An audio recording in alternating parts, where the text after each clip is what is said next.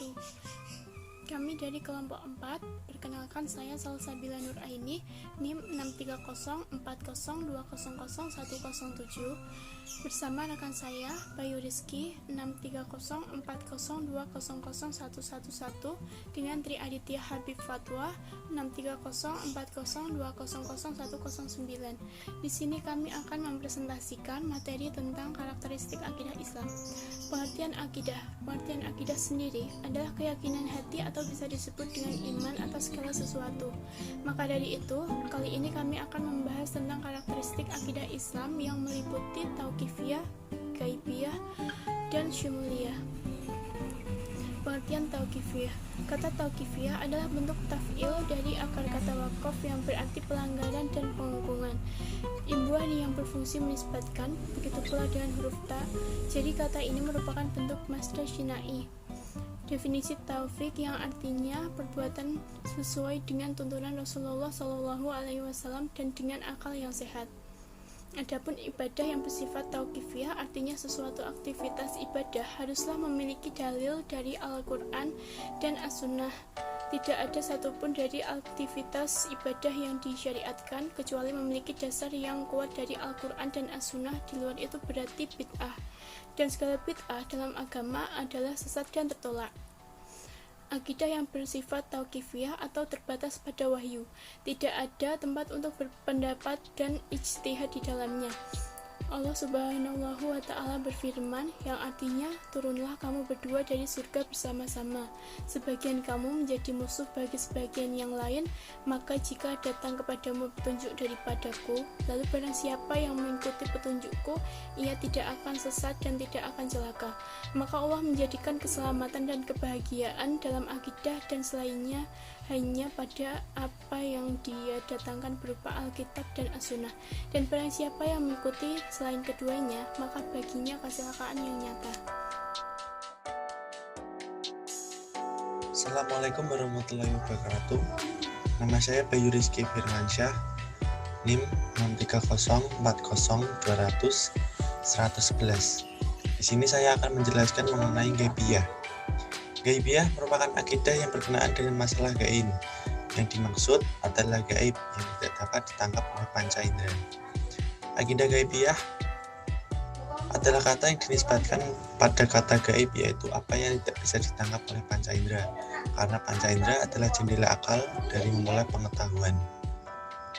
Allah berfirman yang artinya, dan Dialah menciptakan bagi kamu sekalian pendengar, penglihatan, dan hati. Sangat sedikitlah kamu bersyukur. Ketika kita mengatakan bahwa salah satu spesifikasi akidah Islam adalah kegaiban, itu sama sekali tidak berarti bahwa semua muatan akidah bersifat gaib dan tidak dapat ditangkap panca indera dan akal. Tetapi maksudnya adalah bahwa salah satu spesifikasi akidah Islam adalah bahwa ia percaya kepada apa yang gaib, seperti yang difirmankan oleh Allah dalam surat Al-Baqarah ayat 1-3. Di sini Allah menyatakan bahwa salah satu sifat yang paling menonjol orang-orang yang beriman yang dijadikan sebagai pembuka kitabnya yang mulia adalah beriman kepada yang gaib. Iman kepada yang gaib merupakan spesifikasi fitrah manusia. Penalaran terhadap realitas fisik merupakan kemampuan yang dimiliki serta bersama oleh manusia dan binatang.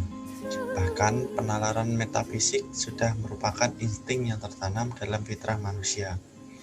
Inilah yang kini disebut dorongan keingintahuan. Jadi dapat disimpulkan bahwa beriman kepada yang gaib adalah dasar paling penting dari keseluruhan muatan akidah Islam, di mana seseorang tidak disebut muslim kecuali dengan keimanan tersebut. Walaupun itu tidak berarti bahwa manusia harus berlebihan meyakini yang gaib, yang sebenarnya tidak ada sehingga ia terjerumus dalam kufarat.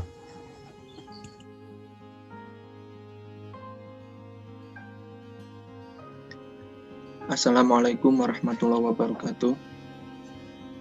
Perkenalkan, saya Tri Aditya Habib Fatwa. Di sini saya akan menerangkan karakteristik akidah Islam syumuliyah. Syumuliyah berasal dari kata syamil, yang artinya sempurna atau menyeluruh. Sumuliyatul Islam berarti kesempurnaan Islam yang mencakup semuanya secara menyeluruh.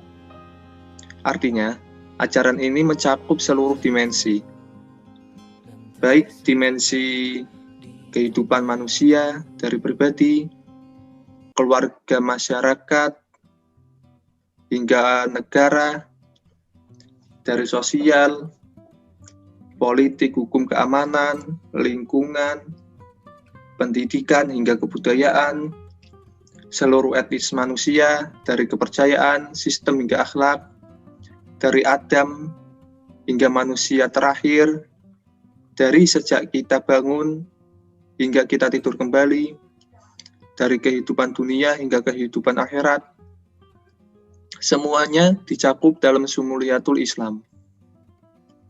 Jadi, Sumuliyatul Islam mencakup beberapa dimensi, antara lain yaitu dimensi waktu, dimensi demografis, dimensi geografis, dan dimensi kehidupan. Yang pertama, dimensi waktu. Yang dimaksud dimensi waktu adalah bahwa Islam telah diturunkan Allah Subhanahu wa Ta'ala sejak Nabi Adam hingga mata rantai kenabian ditutup pada masa Rasulullah Shallallahu Alaihi Wasallam. Dan Islam bukanlah agama yang hanya diturunkan semasa hidup Rasulullah Shallallahu Alaihi Wasallam, akan tetapi untuk seluruh umat manusia di alam semesta. Kedua, dimensi demografis. Yang dimaksud dengan dimensi demografis adalah bahwa Islam diturunkan untuk seluruh umat manusia dan seluruh etnisnya, dan bahwa semuanya sama di mata Allah Subhanahu wa Ta'ala sebagai ciptaannya dan tidak dibedakan satu sama lain. Yang ketiga, dimensi geografis. Yang dimaksud dengan dimensi geografis adalah bahwa ajaran Islam diturunkan untuk diterapkan di seluruh penjuru bumi. Maka Islam tidak dapat diidentikan dengan kawasan Arab atau Arabisme, karena itu hanya tempat lahirnya.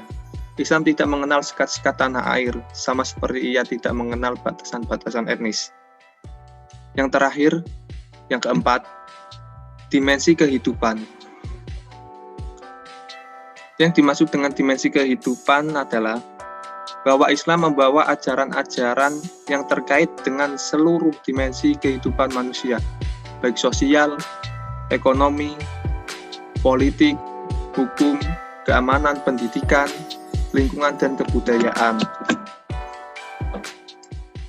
Jadi, dapat disimpulkan bahwa Sumuliyatul Islam adalah kesempurnaan Islam yang mencakup semua secara menyeluruh, baik dari segi dimensi waktu, dimensi demografis, dimensi geografis, maupun dimensi kehidupan. Jadi, cukup sekian dari saya. Kurangnya saya mohon maaf. Terima kasih. Wassalamualaikum warahmatullahi wabarakatuh. Saya lagi di rumah deh guys. Jangan lupa like, comment, and subscribe.